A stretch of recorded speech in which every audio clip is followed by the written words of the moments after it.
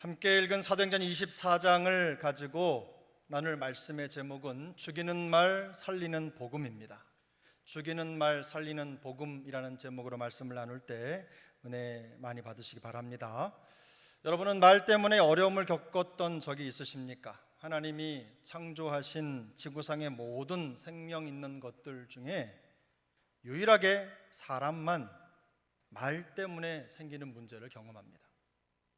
이 지구상의 어떤 것도 말 때문에 어려움을 당하지 않는데 유독 사람만 말 때문에 어렵습니다. 물론 사람만 말을 하기 때문에 그럴 수도 있습니다. 구체적인 말로 의사소통을 할 수 있다는 것은 다른 어떤 피조물과 비교할 수 없는 특권임에는 분명합니다. 그러나 이 특권이 종종 서로를 해치는 무기가 되고 공격과 파괴의 주범이 되기도 합니다. 이처럼 말에는 엄청난 힘이 있습니다. 잠언 18장 21절도 말씀하기를 죽고 사는 것이 혀의 힘에 달렸나니 혀를 쓰기 좋아하는 자는 혀의 열매를 먹으리라 라고 말씀합니다. 매일의 삶 속에서 우리가 사용하는 말은 누구를 무너뜨리기도 하고 반대로 세워주기도 합니다. 오늘 우리가 함께 읽은 사도행전 24장은 이 두 가지 말의 힘이 극명하게 대조되는 현장을 우리에게 보여주고 있습니다. 바울은 로마 군대의 천부장 글라우디오 루시아 덕분에 군대의 철저한 호의를 받으면서 가이사랴까지 호송이 되었습니다. 예루살렘에서 가이사랴까지 한 110km 정도 되는 먼 거리인데 요즘에야 차로 1시간도 안 되는 1시간 남짓의 거리지만 예전에는 결코 짧은 거리가 아니었습니다.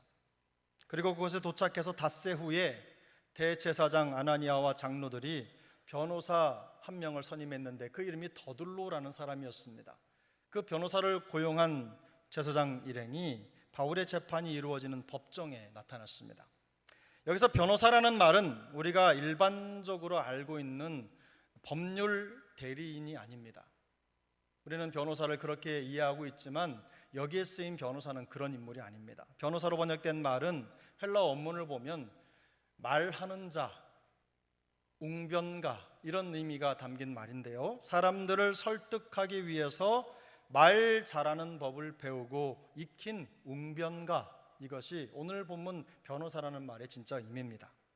법률이나 법적 대리인이 아니라 말 잘하는 수사에 능통한 사람이라는 뜻입니다. 대제사장들과 장로들의 재판을 벌일 때 법률가가 아니라 웅변가를 고용한 데는 이유가 있습니다. 당시에는 말을 잘해서 법관의 마음에 감동을 주면 재판 결과가 달라지는 시대였습니다. 요즘처럼 법으로 어떤 기준을 대서 법관의 감정이나 생각이 개입될 소지를 최대한으로 줄이는 그런 시대가 아니라 겉으로는 법의 어떤 형태를 띠고 있었지만 법관의 마음에 모든 것을 결정하는 기준이 달려 있었습니다. 그만큼 부패했다는 뜻이기도 합니다. 예상대로 변호사 더둘로는 재판관 벨릭스에게 아첨하는 말을 하면서 변론을 시작합니다. 더둘로는 벨릭스의 선정 덕분에 우리가 태평을 누리고 여러 가지로 개선된 환경을 누릴 수 있게 돼서 감사하다는 말을 했습니다. 하지만 이것은 벨릭스의 마음을 움직이려는 거짓 아첨에 불과합니다. 당시 벨릭스는 폭정과 탐욕의 대명사로 악명이 높았기 때문입니다. 뇌물을 받거나 정치적 야욕 때문에 잔인하게 사람을 죽이는 일은 예사였습니다. 그만큼 부패하고 파렴치한 통치자로 통하는 사람이 바로 그때의 벨릭스였습니다. 변호사 더둘로가 고소한 바울의 죄목은 3가지인데요. 바울은 온 나라를 불안하게 하는 전염병과 같은 자이며 나사렛 이단의 우두머리이고 성전을 모독하는 자라는 것입니다. 전염병은 사회의 안정을 무너뜨리고 불안을 야기하는 치명적인 원인이므로 퍼지기 전에 즉시 제거를 해야 되는데 바울이 바로 그런 존재라는 것입니다. 또한 로마는 황제 자체가 신으로 추앙을 받았고 수많은 신들을 숭배하는 문화가 지배하고 있었습니다. 정말로 많은 신들이 있었어요. 그 신들을 숭배하거나 높이지 않으면 반국가적인 세력으로도 이렇게 낙인이 찍히는 그럴 만큼 우상 숭배가 극심했습니다. 그런데 바울이 로마 황제나 신들 대신에 다른 왕을 섬기는 반국가 세력의 주동자라는 것입니다. 이 말이 나사렛 이단의 우두머리라는 말의 의미입니다. 물론 성전을 더럽혔다는 고소는 앞뒤가 전혀 맞지 않는 모함에 불과했습니다. 바울이 성전에 올라가 있었던 7일 남짓한 시간은 유대의 규례를 따라서 정결례를 행하고 내려온 것 말고는 다른 아무것도 없었기 때문입니다. 자신에게 쓰여진 죄목을 듣고 난 후에 바울은 다른 어떤 미사 여구도 붙이지 않고 지난 며칠 동안에 일어났던 일들을 사실대로 담백하게 변론합니다. 예루살렘에서 올라온 지 열이틀밖에 되지 않았고 성전에서 붙잡힌 후에 지금까지 고발당할 만한 어떤 불법을 저지른 적이 없다고 말합니다. 그러나 한 가지를 분명히 강조하는데요, 14, 15절 말씀을 우리 함께 읽겠습니다. 14, 15절입니다. 그러나 이것을 당신께 고백하리이다. 나는 그들이 이단이라 하는 도를 따라 조상의 하나님을 섬기고 율법과 선지자들의 글에 기록된 것을 다 믿으며 그들이 기다리는 바 하나님께 향한 소망을 나도 가졌으니 곧 의인과 악인의 부활이 있으리라 함이니이다. 아멘. 여기에는 바울 자신의 신앙 고백이 담겨 있습니다. 그는 이단을 이끌고 무리를 선동한 적은 없지만 그들이 이단이라고 말하는 이 도를 믿고 따르는 일에 헌신한 것만큼은 사실이라고 말합니다. 이 도를 따라 하나님을 섬기며 성경을 있는 그대로 믿었을 뿐만 아니라 부활의 소망을 가지고 살고 있다는 고백입니다.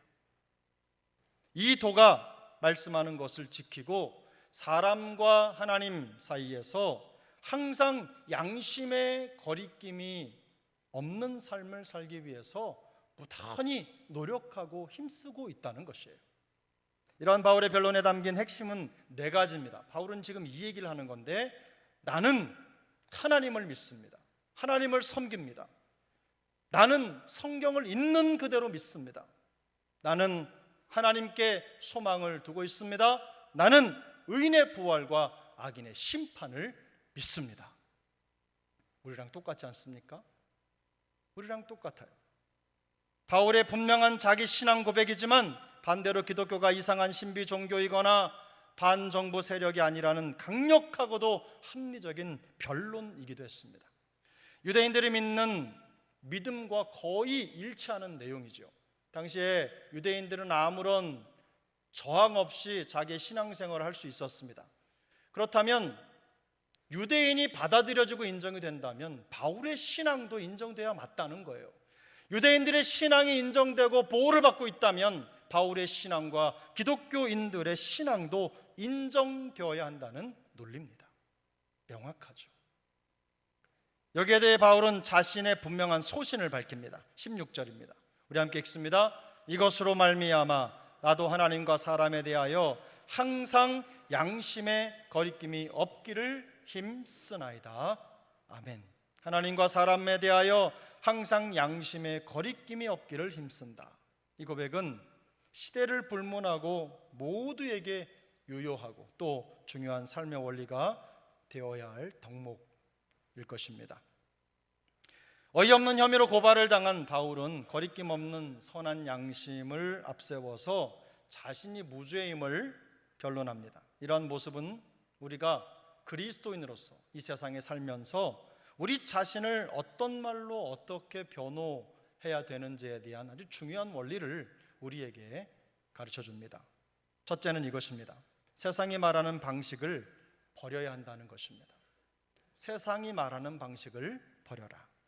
사도행전 24장 오늘 본문 2절 3절입니다. 함께 읽겠습니다. 바울을 부르며 더둘로가 고발하여 이르되 벨릭스 각하여 우리가 당신을 힘입어 태평을 누리고 또 이 민족이 당신의 선견으로 말미암아 여러 가지로 개선된 것을 우리가 어느 모양으로나 어느 곳에서나 크게 감사하나이다. 아멘. 근데 여기서 아멘 하면 안 되는데 저도 따라서 아멘을 하고 말았습니다. 네, 여러분 어떻습니까? 들으시면서 굉장히 칭송하는 마음이 담겨 있나요? 그리고 뭔가 진실성이 느껴집니까? 사실 이것은 유대인에게 고용된 변호사 웅변과 더둘로가 바울을 고발하는 변론을 시작하면서 재판장 벨릭스를 치켜 올리는 대목입니다. 그러나 이 말은 모두가 사실이 아닙니다. 당시 벨릭스는 잔인하고도 부패한 통치자였기 때문입니다. 자신의 정치적 성공을 위해서라면 어떤 일이라도 할 수 있는 인물이 바로 벨릭스입니다. 그로 인해 태평을 누리고 선정을 베풀어서 감사하다는 말은 더둘로가 아첨을 하기 위해서 만들어낸 거짓말에 불과합니다. 그런데 바울을 고소하기 위해 고용된 변호사 더둘로의 화법은 사실 당시의 시대상을 그대로 반영하고 있는 것입니다. 법이 있어도 법의 영향을 받는 것이 아니라 이렇게 말 잘하는 사람들의 영향력에 의해서 결과가 좌지우지 된다는 거죠. 그는 무죄한 바울을 유죄로 만들려는 목적을 이루기 위해서 진실을 조작하도록 고용된 웅변 전문가였습니다. 그의 말은 위선과 아첨과 거짓과 어이없는 추론으로 가득합니다. 악한 사람을 선하다고 말하고 의로운 사람을 전염병이라고 정죄하면서 공공의 적을 만들어 버립니다. 우리가 살고 있는 이 사회, 우리 현대 사회도 이런 수법이 일상이 되어버린 것 같아서 좀 씁쓸합니다. 멀리 갈 것도 없이 우리 주변에 있는 정치인들의 모습을 봐도 금방 알 수 있습니다. 그들의 화법을 보면 기상천외하죠. 이기기 위해서 진실과 정직이 얼마나 자주 희생되고 있는지를 우리는 목격합니다.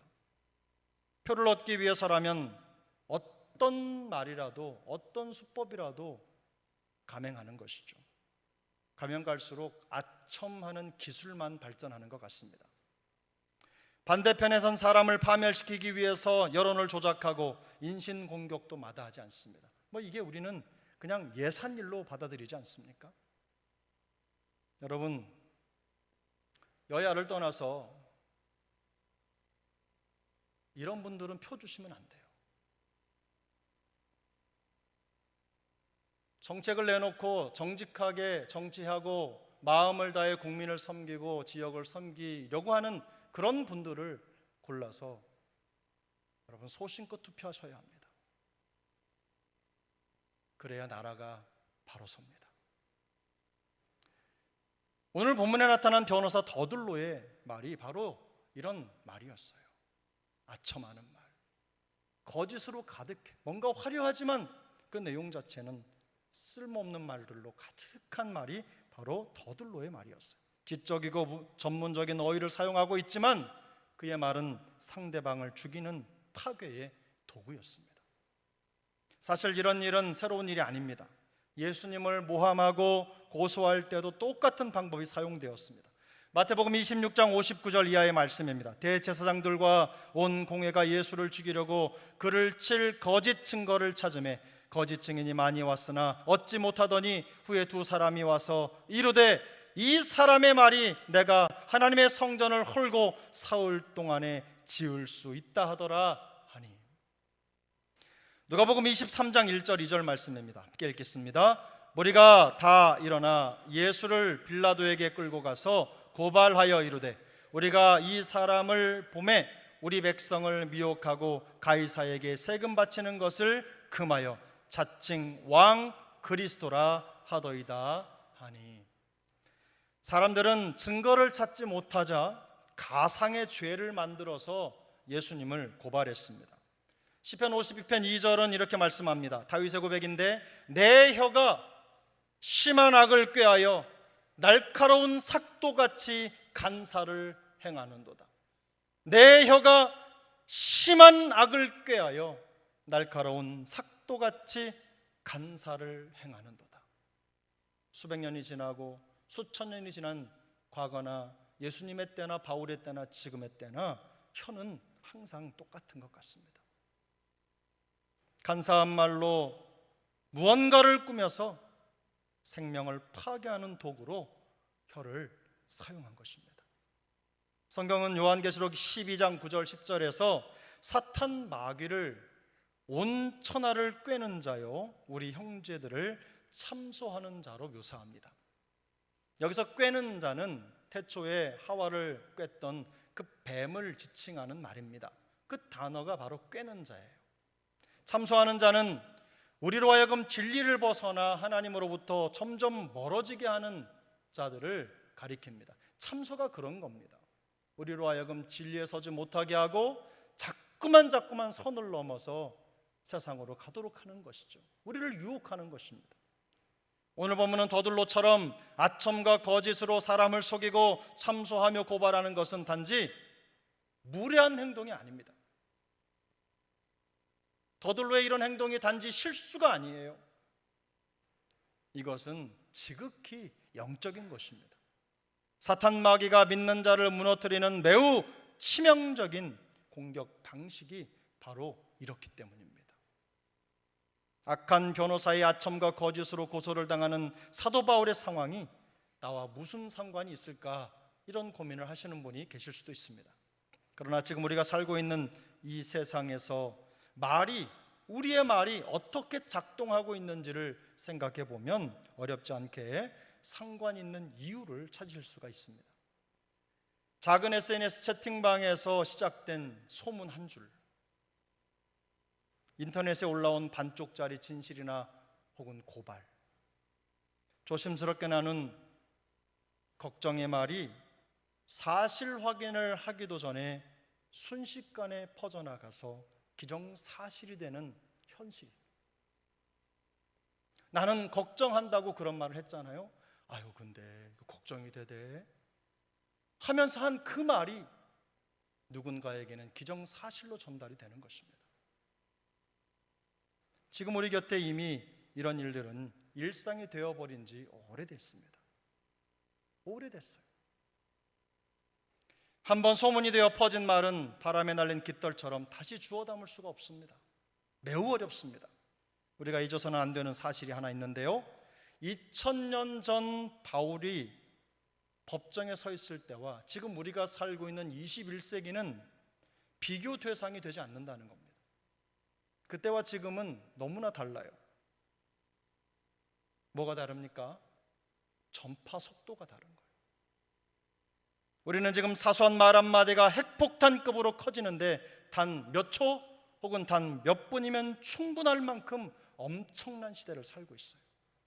그만큼 더 주의하고 조심해야 한다는 말씀을 드리는 것입니다.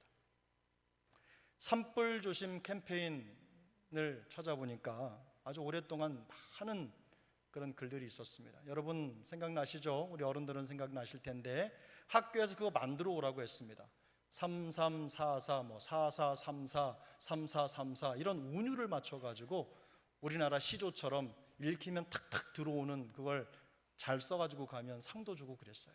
요즘에도 그런지 모르겠지만 제가 찾아본 한계, 무심코 버린 불씨 금수강산 재가 된다. 들어보셨습니까? 그런데 이것을 오늘 말씀과 연결해서 이렇게 표현해 보면 어떻겠습니까? 무심코 뱉은 말에 사람 인생 박살난다. 동의가 되십니까? 그만큼 우리가 하는 말이 중요하다는 것입니다. 하물며 의도를 가진 말이 얼마나 파괴적인 도구인지는 두말할 것도 없습니다. 한 가지 기억해야 될 것은 우리 모두가 언제든 더둘로가 될 수 있는 위험에 노출되어 있다는 것입니다. 명백한 비방이나 아첨 혹은 거짓말만 위험한 것이 아닙니다.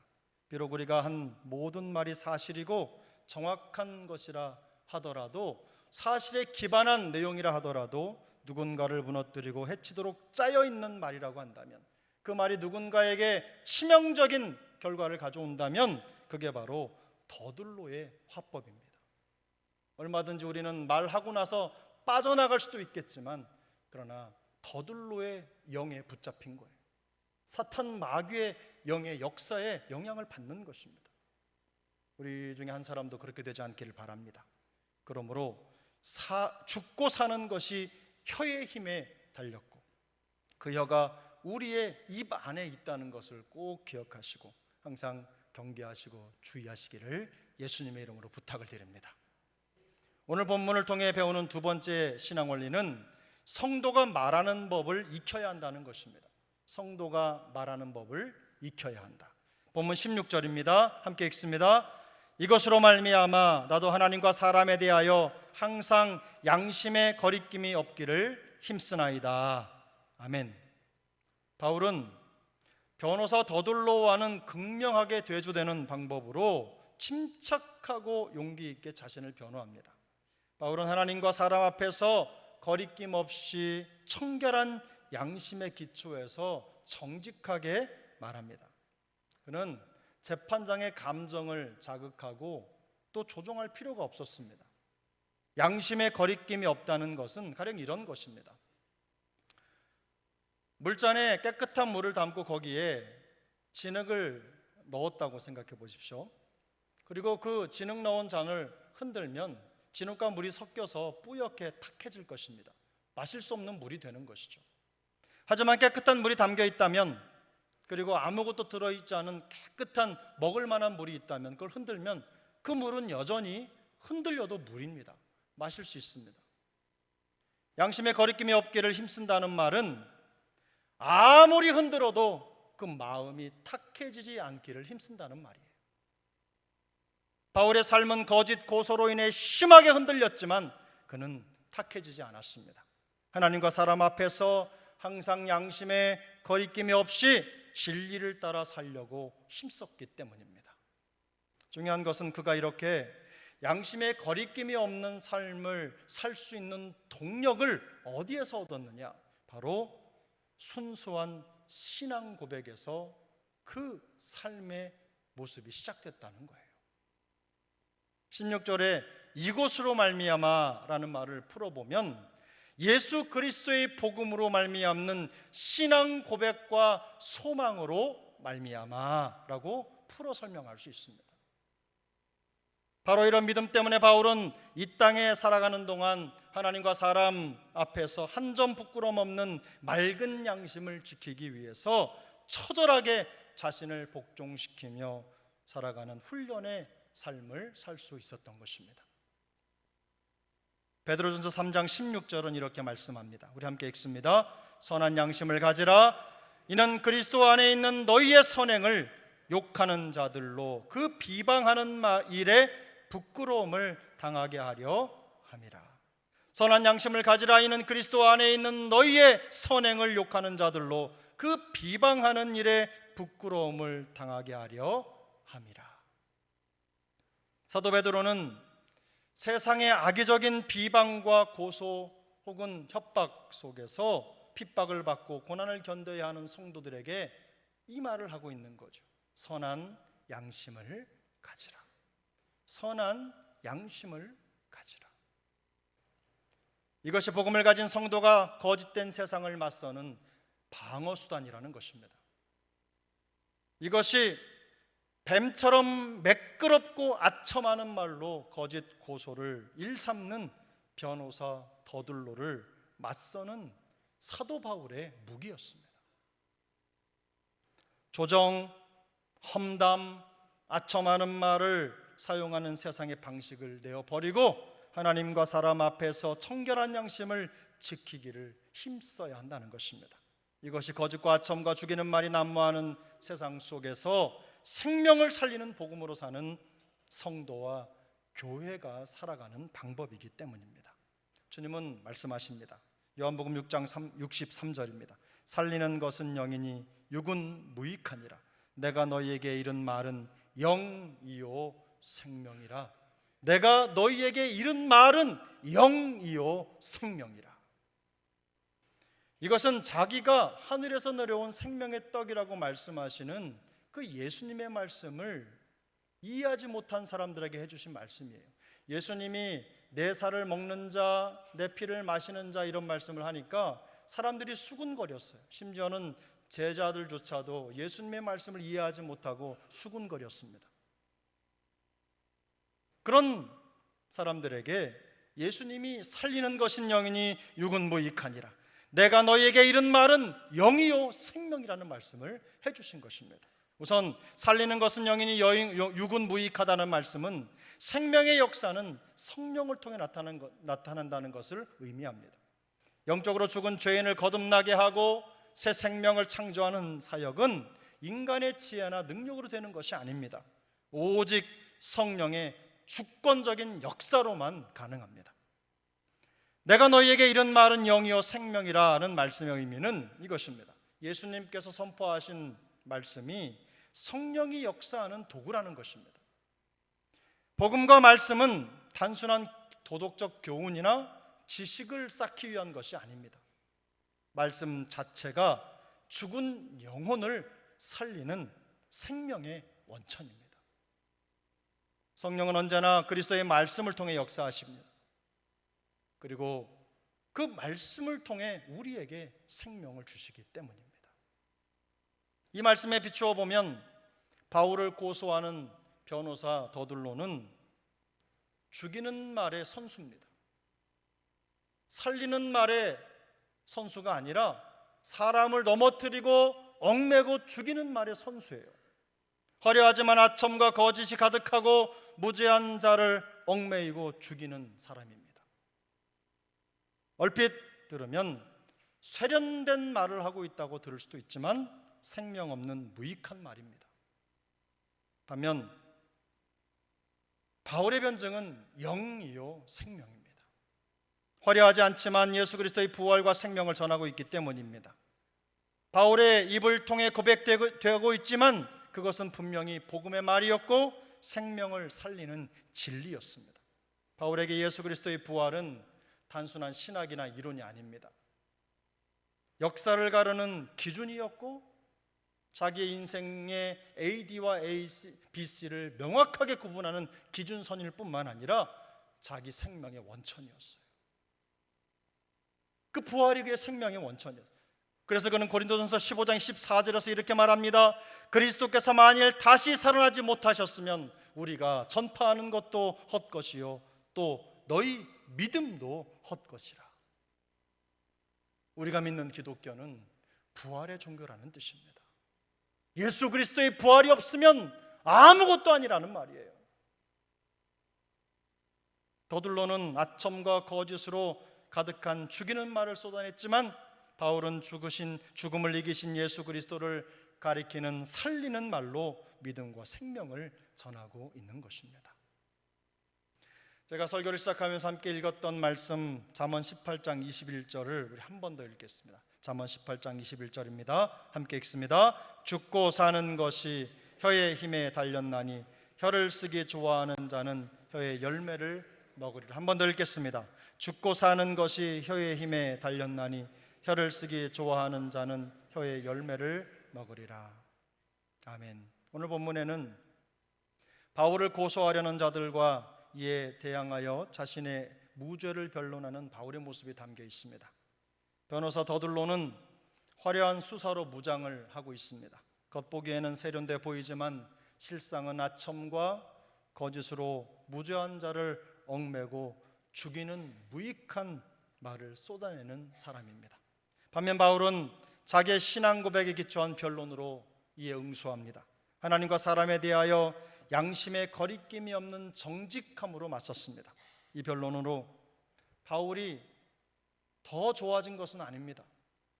그가 정직을 말하고 진실을 말하고 진리를 선포했다고 해서 그가 풀려나거나 무죄가 인정된 것도 아닙니다. 정치적인 이권과 탐욕의 줄다리기를 하고 있는 부패한 정치권 벨릭스가 이런 말에 귀를 기울일 리가 없습니다. 우리가 본문 23절 이하 24절부터 쭉 읽어보면요, 벨릭스가 바울에게 노골적으로 돈을 요구하는 장면이 나옵니다.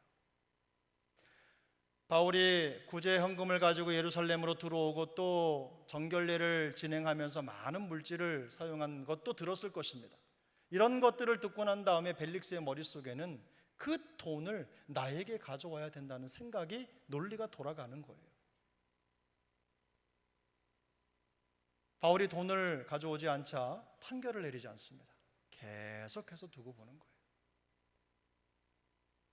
이런저런 핑계로 결정을 미룹니다. 그것 때문에 솔직하고 정직하게 자신의 무죄를 주장하는 바울의 변론은 철저하게 무시되었습니다. 사실 이것이 지금 우리가 살고 있는 세상의 한 단면입니다. 유전무죄, 무전유죄, 우리가 잘 알고 있는 말 아닙니까?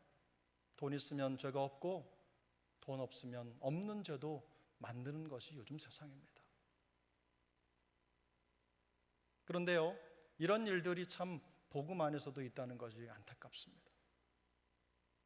세상이 복음을 무시하고 있는데 전도하려고 복음을 들고 길거리에 나가면 이런 상황을 너무나 자주 만나는 거예요.